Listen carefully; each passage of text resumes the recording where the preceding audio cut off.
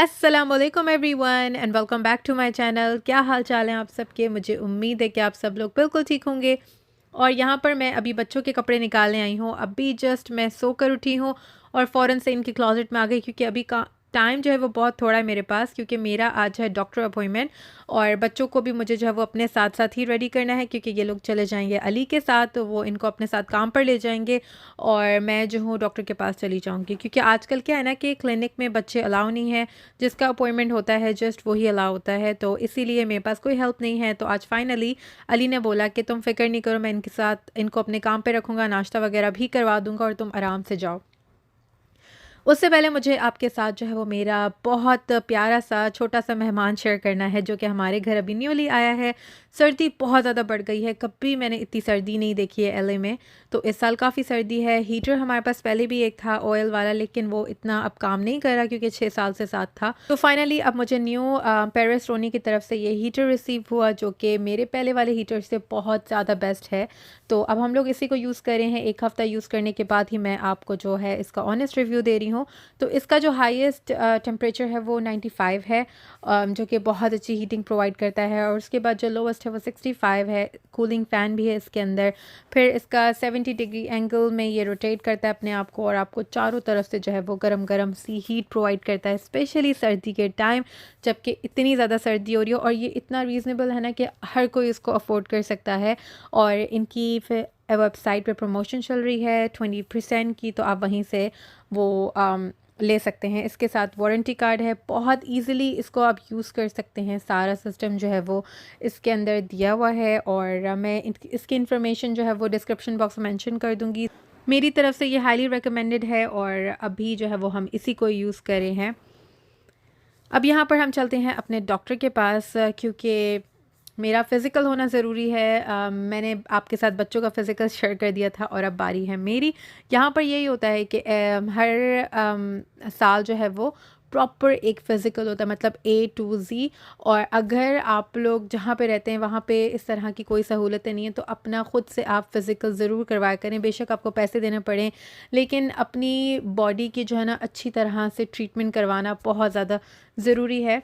और ये ज़रूरी नहीं कि हमें जब कोई बीमारी हो हम तभी अपना जाके फ़िज़िकल करवाएं। हर साल आपने जो है वो ज़रूर अपना फ़िज़िकल करवाना है, और ये लाज़मी करवाना होता है। यहाँ पर तो स्पेशली मतलब हमें फ़ोन कॉल्स आने लग जाती हैं कि आपका फ़िज़िकल ड्यू है, आपने आके करवाना है। तो वो आपको ऊपर से लेकर नीचे तक जो है वो बिल्कुल अच्छे तरीके से चेक करते हैं।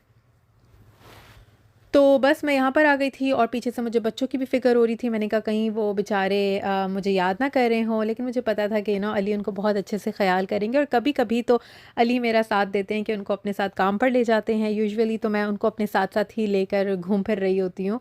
लेकिन आज मैंने सोचा था कि मैं जो हूँ ना डॉक्टर के पास से कहीं इधर-उधर शॉपिंग करने चली जाऊँगी, लेकिन फिर मेरा दिल नहीं माना। मैंने कहा नहीं यार, शराफ़त से जो है मैं उनको पिक करने जाऊँगी, क्योंकि मैंने आपको जैसे बताया था ना कि क्रिसमस टाइम है, तो अली का जो काम है वो बहुत ज़्यादा बिज़ी होता है, और वो बहुत कम घर पे भी टाइम दे पाते हैं, स्पेशली दिसंबर में।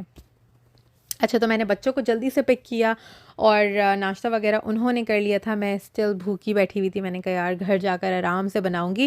फ़िलहाल मेरा घर जाने का कोई मूड नहीं था। मैंने कहा कि जल्दी से जाकर अपनी गाड़ी को साफ़ करती हूँ। लास्ट व्लॉग में मैंने अपने घर की डीप क्लीनिंग की थी, और आज मैं अपनी गाड़ी की डीप क्लीनिंग करूँगी, क्योंकि इतनी ज़्यादा गंदी हो रही थी ना। मतलब जो खाओ वहीं पे जो है ना रख देते हैं हम लोग अपनी गाड़ी में, मतलब फेंक देते हैं। क्या होता है कि ट्रैश कैन्स यहाँ पे आप सड़क पे फेंक नहीं सकते हैं, ट्रैश कैन्स होते नहीं हैं सामने, तो गाड़ी में ही ना नीचे साइड में रख देते हैं। और जब बच्चे हों साथ में तो गाड़ी की तबाही जो है वो फिर होनी होती है, क्योंकि वो लोग जो खा रहे होते हैं वो आधे से ज़्यादा तो नीचे ही गिरा रहे होते हैं। खैर, यहाँ पर मैंने जो है वो अपनी गाड़ी साफ़ कर ली थी। अच्छा हुआ ये कि जैसे ही मैं वैक्यूम करने लगी तो आरिफ को बाथरूम आ गया। अब यकीन करें 5 मिनट के अंदर अंदर मैंने जो है वो पूरी गाड़ी को वैक्यूम किया।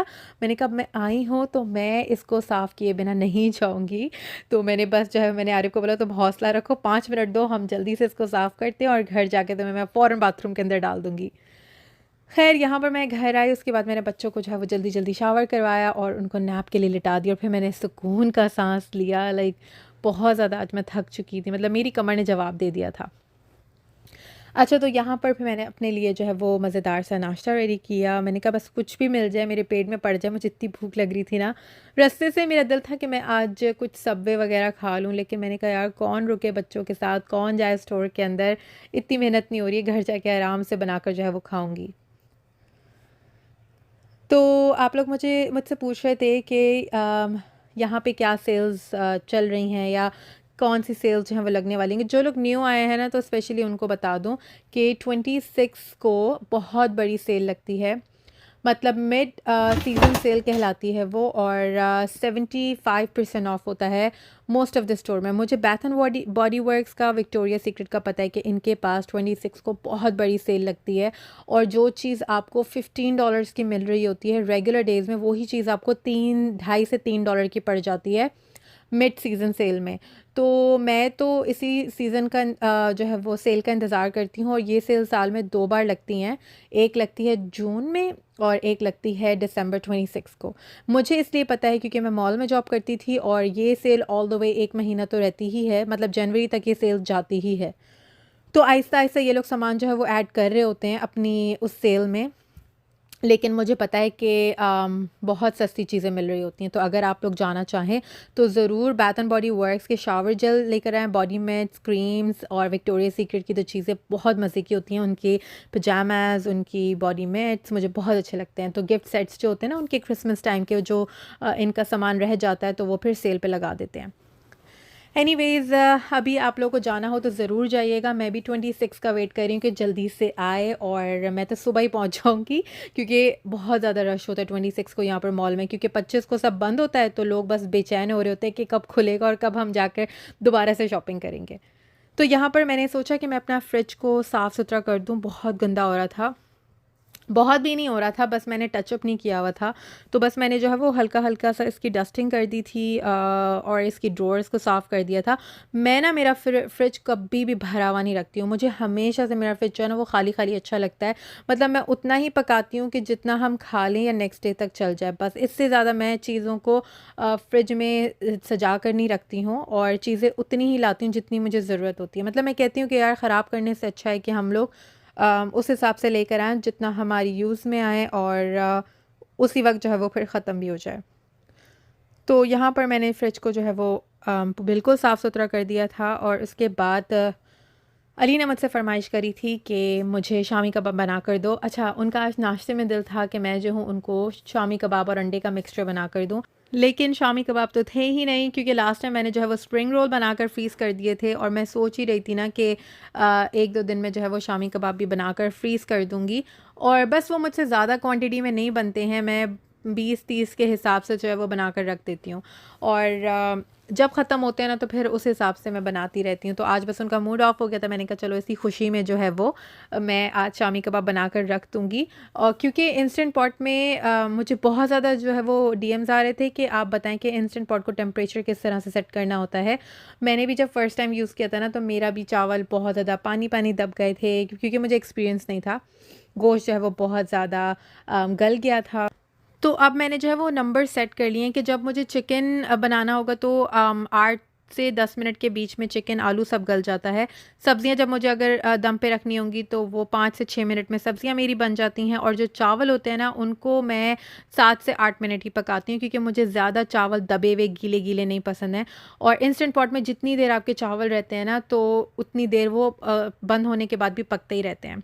तो अपनी जो है ना गलतियों से इंसान सीखता है, और नंबर्स कम करते रहें, पानी चावलों में ज़्यादा ना ऐड करें, तो उस हिसाब से फिर जो है वो इंसान सीख ही जाता है।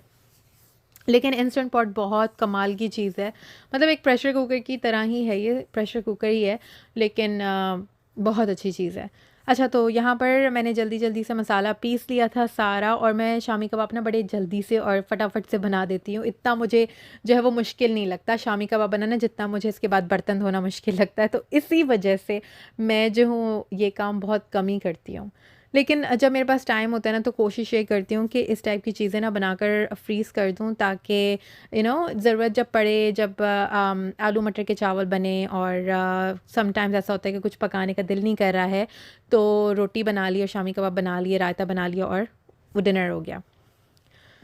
अच्छा, तो मैंने टिक्कियाँ बनाकर जो है वो फ्रीज़ कर दी थी। इसी तरह से ट्रेज़ में लगाकर इसको मैंने ओवरनाइट रखा ताकि अच्छे से हार्ड हो जाएँ। और जब ये अच्छे से हार्ड हो जाएँगी ना, तो फिर मैं इसको ज़िप-लॉक बैग में या किसी कंटेनर में उठाकर रख दूँगी। लेकिन फ़िलहाल मेरे पास ना ज़िप-लॉक बैग ख़त्म हुए हुए थे, वो जो बड़े साइज़ के होते हैं ना, तो फिर मैंने कहा ये बड़ा-सा मेरे पास कंटेनर है, इसके अंदर उठाकर रख देती हूँ। और अभी ये नेक्स्ट डे का क्लिप स्टार्ट हो गया, बाय द वे मैंने कहा मेंशन कर दूँ क्योंकि इतना ज़्यादा काम तो मैं एक दिन में नहीं कर सकती हूँ। और आप लोग मुझे बहुत ज़्यादा अप्रिशिएट करते हैं कि यार आप किस तरह से सब कुछ अकेले मैनेज कर लेती हैं। तो मेरा एक ही जवाब होता है कि इंसान को ना अपने आप को बिज़ी रखना चाहिए। मतलब बच्चों में भी, घर में भी अपना दिल लगाना चाहिए। और मैं भी बस वही कर रही होती हूँ, आप लोगों के जैसे काम जो है वो मैं भी कर रही होती हूँ, अपना दिल लगाती हूँ घर में। और सुबह-सुबह जो है वो मेरा दिन मेरा जो टाइम है वो बात करने में गुज़र जाता है, कभी मेरी बहन से, कभी मामा से। लेकिन पूरा दिन जो है वो अंदर-बाहर घर के काम, बाहर के काम ही हो रहे होते हैं।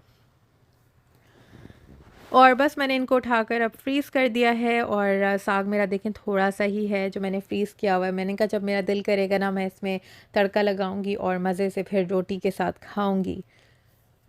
अभी ना मैंने बच्चों को कहा कि तुम लोगों ने नैप नहीं लेना है। इनको मैंने ना सज़ा दी हुई है कि नैप नहीं दिलाऊँगी इनको मैं इनकी विंटर वेकेशन के टाइम पे, ताकि ये ना रात को आराम से सो जाएँ 9 बजे से पहले, और उसके बाद फिर मैं अपना टाइम एन्जॉय करूँ।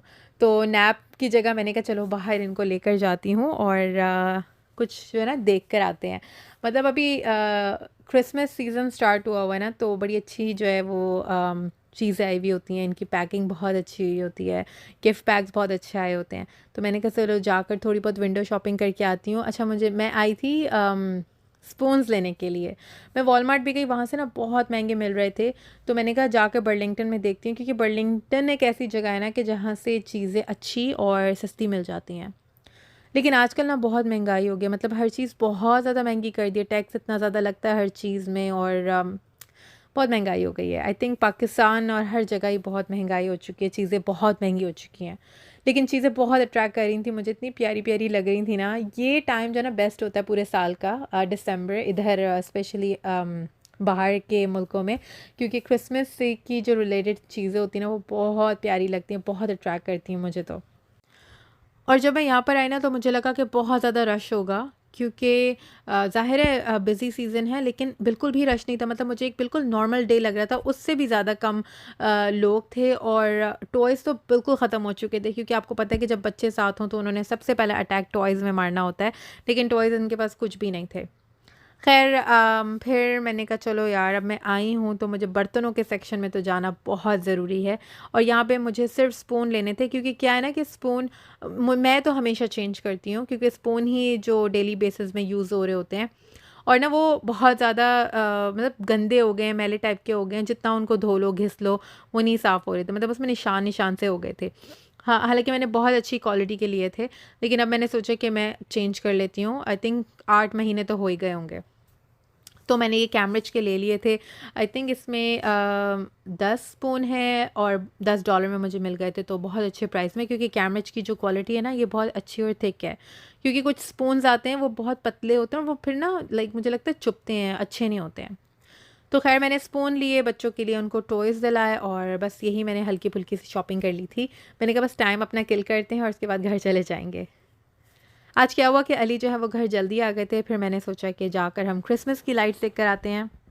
तो मेरे घर से 15 मिनट्स की ड्राइव पे इन लोगों ने जो है वो इस तरह से पूरा अपना जो घर है, अपनी गलियां हैं सजाई होती हैं। मतलब लोग वॉक कर रहे होते हैं, हॉट चॉकलेट पी रहे होते हैं, और इतना मज़ा आ रहा होता है ना देख देख कर। स्पेशली जो उन्होंने घर सजाए होते हैं ना, मतलब कलर्स देख कर जो है ना इंसान वैसे ही बहुत ज़्यादा खुश हो जाता है। लाइट्स अब मुझे तो बहुत अच्छी लगती हैं, तो सोचा कि मैं आपके साथ भी शेयर करती हूँ। आई होप कि आप लोग इन्जॉय करेंगे।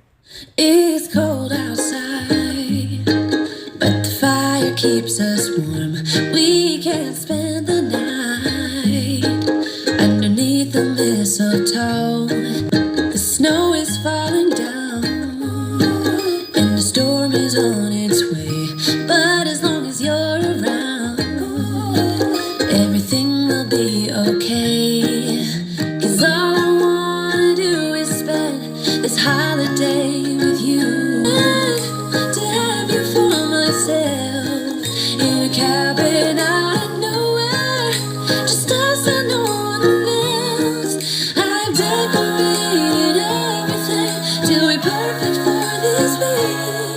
Thank you all so much for watching. I hope कि आज का व्लॉग आप लोगों ने एंजॉय किया होगा। अगर अच्छा लगा हो तो उसको लाइक कर दीजिएगा। चैनल को पहली बार देख रहे हैं तो सब्सक्राइब करिएगा। अपना रखिएगा बहुत ज़्यादा ख्याल, मुझे रखिएगा अपनी दुआओं में याद। Thank you all so much for watching. Bye, अल्लाह हाफिज़।